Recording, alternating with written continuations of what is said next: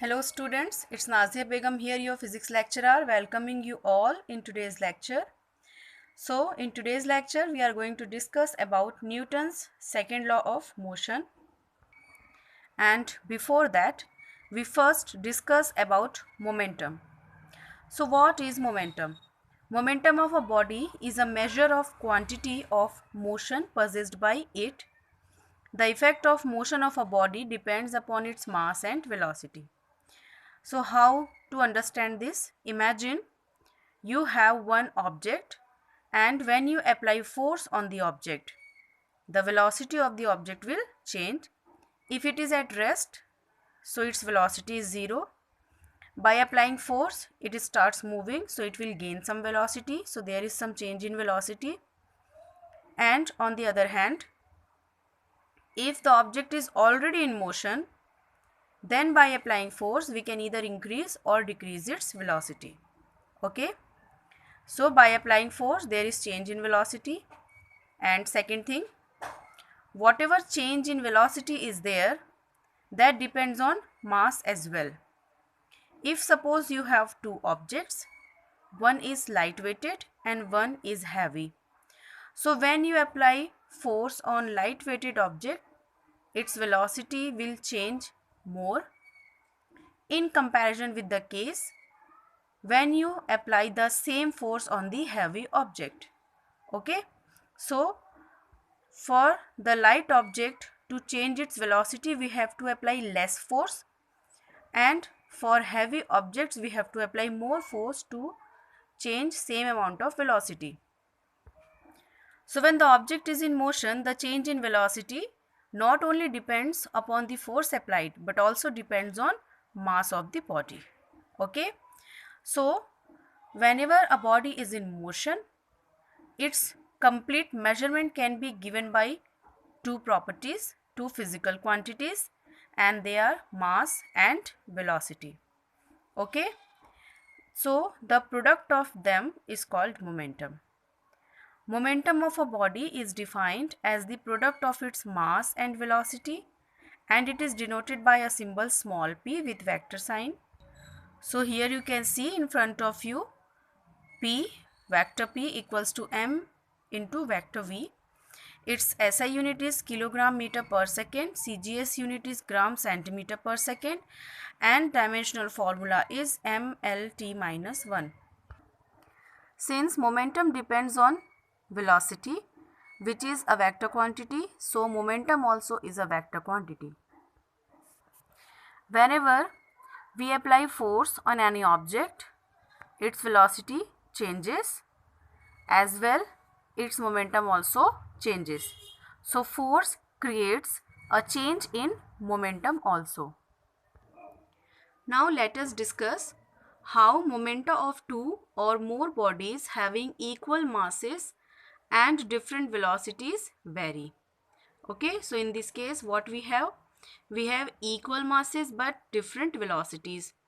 So consider two objects of masses m each. Okay, same mass will be there, and they are moving with velocities v1 and v2, where v1 is greater than v2. Okay, so momentum of first body p1 will be mv1, momentum of second body p2 equals to mv2. So here you can see first body's momentum and second body's momentum. Now if we divide them both, m and m will cancel out and we have v1 upon v2. Now because here we have already discussed that v1 is greater than v2, numerator is greater than denominator, that means this value is greater than 1. Okay, so if v1 is greater than v2, so obviously p1 will be greater than p2, because p1 upon p2 equals to v1 upon v2 is there.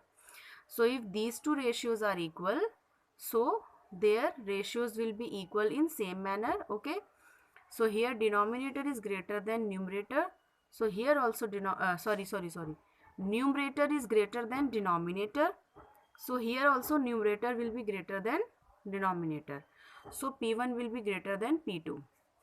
So from here we can conclude one thing, that if two bodies are having same mass, so the body which is having more velocity will have more momentum.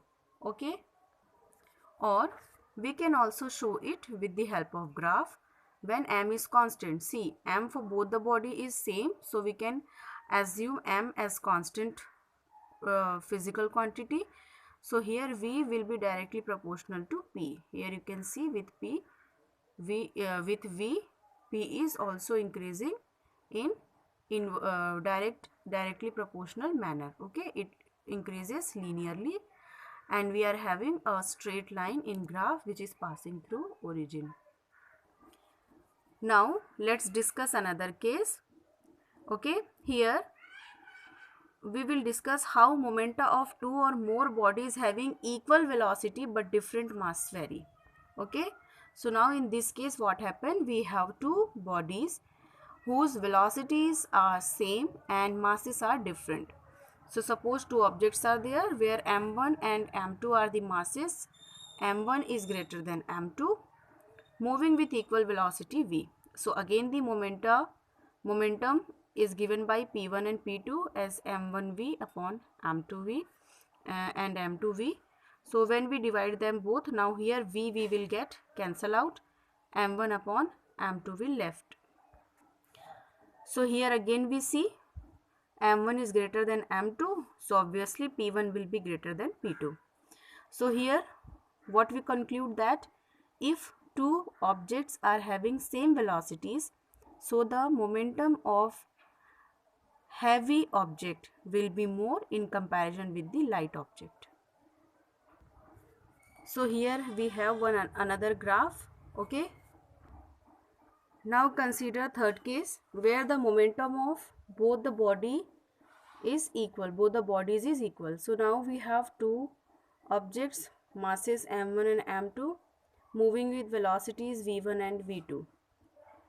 Okay, momentum of first object p1 equals to m1 v1, of second object p2 equals to m2 v2. Now here what condition we have, that momentum of the bodies are equal, so p1 equals to p2. So when we equate them both, we get this equation, m1 upon m2 equals to v2 upon v1.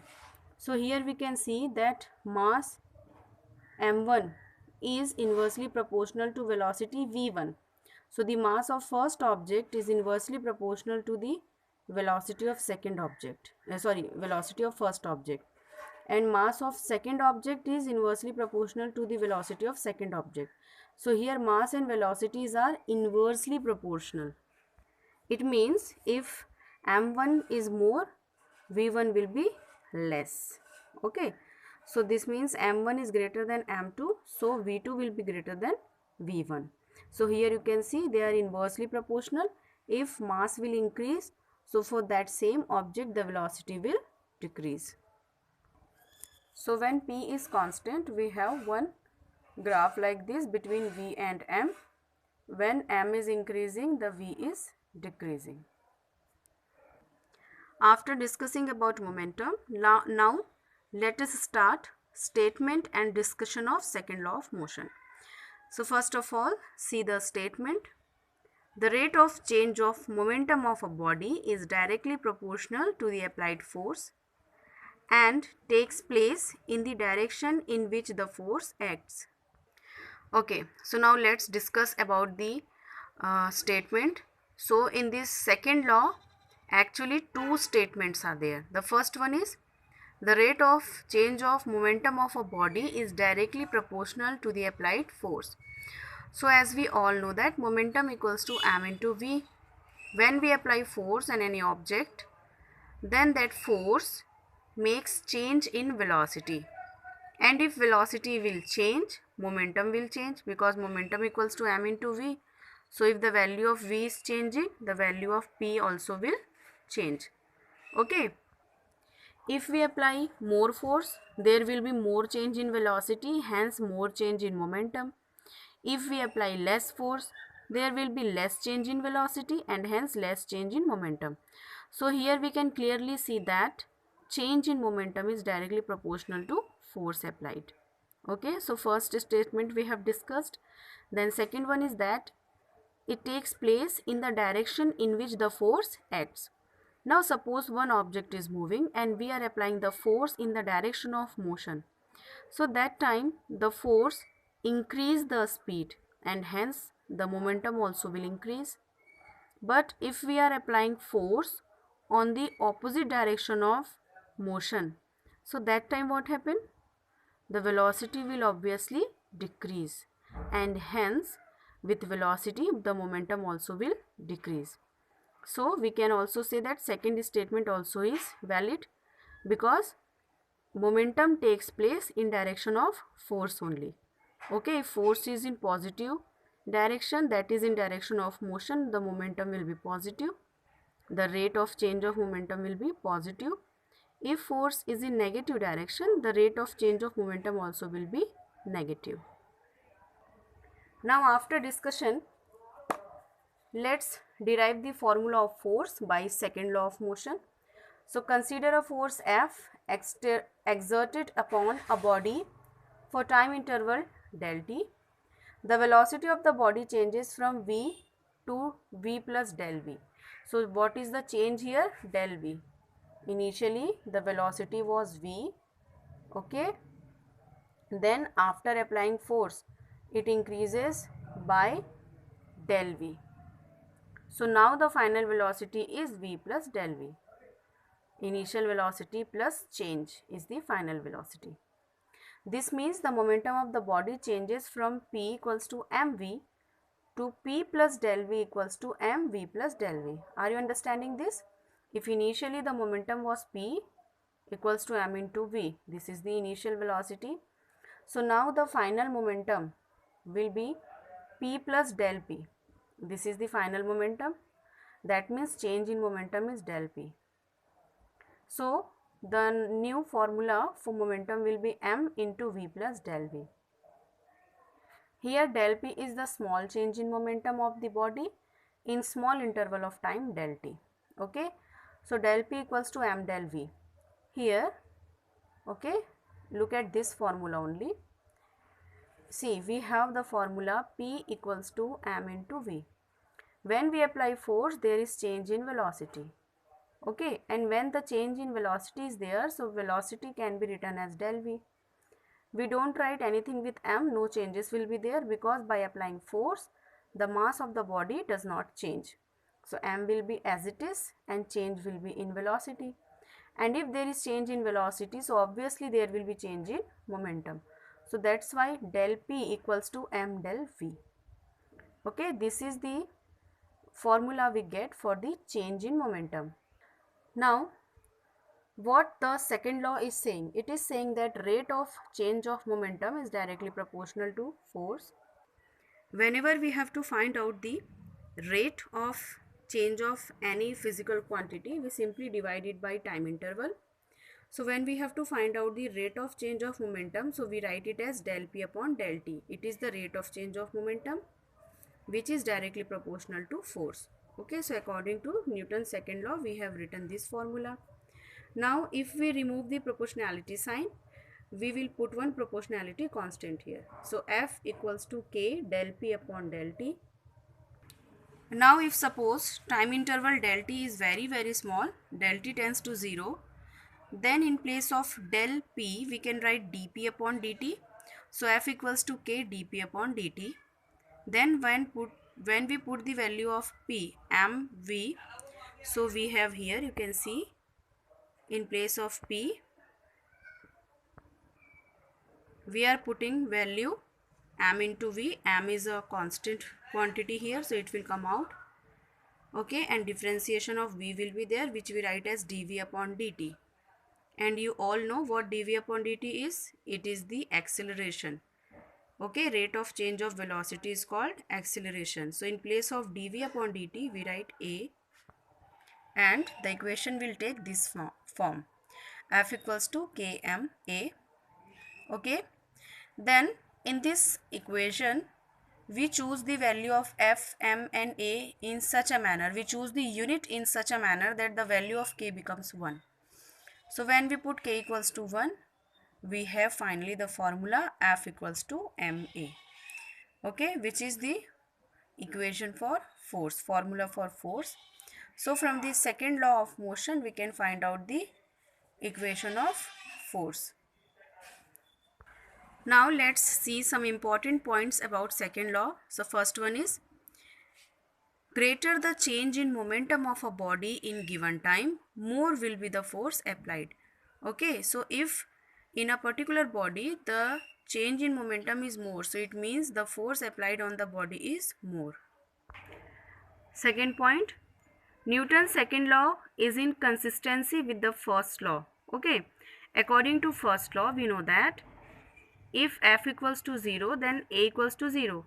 If we don't apply any external force on a body, the body cannot change its velocity. That means acceleration there will be 0. Okay. And if acceleration of a body is 0, it means it is either at rest or in a state of uniform motion, which is derived from first law. Okay, so first law and second law, they both are interrelated. And third point is, Newton's second law, being a vector law, can also be stated in component form. The component form of second law indicates that if a force is applied at some angle with the velocity of the body, then it causes a change in the component of velocity along the direction of force. However, the component of velocity perpendicular to the direction of force remains unchanged. Okay, so this component form will be more clear when we will study work. Okay, wait till that time, then it will be more clear to you that how according to component there is changes in body because of force. Whatever points we are reading and whatever we are discussing, whatever things I am telling you in the video, you must hear that carefully, because it all will help you in solving the conceptual problems. The fourth point is, another implication of Newton's second law is that it is applicable to a single point particle. F is the net external force applied on the particle, and A is the acceleration produced in it due to application of force. At the same time, Newton's second law is also applicable in the same form to a system of particles and to a rigid body. Are you understanding this? This law is applicable to one point particle, single particle, as well as in the system of particle. In case of system of particle, F refers to the total external force applied on the system, and A refers to the acceleration of the system on the whole. Any internal forces within the system need not be included in F. Okay, no internal force we will include. It will only be the total external force applied on the particles in the system. Next, the second law of motion is a local relation. It means that a force F applied at a point in space at a given time instant is related to acceleration at that point and at that instant. It does not matter what was the history of motion of particle before the instant. Okay, so before whatever happened, it doesn't matter. Okay, at that particular time, what is the situation of force, on that only the situation of acceleration depends. Then we have very important topic, impulse. What is impulse? When a large force acts for a very short duration of time to produce a finite change in momentum, it is called impulsive force. You can imagine that when you have to put the nail on a wall, so you beat the hammer with so much high force, and only in one or two stroke you are able to insert the nail in the wall. Okay, the batsman when hit the ball, so the ball and bat touches each other for a very short interval of time, approximately equals to 0, for a very short interval of time, but the effect of that force applied is very great. So when we apply any force for a very small interval of time and it creates great change in momentum, so it is called impulse. So this is it for today. In tomorrow's lecture, we will discuss more about impulse and the third law of motion. Okay, till then, goodbye, take care, do some productive work, and the most important thing, be healthy, be safe.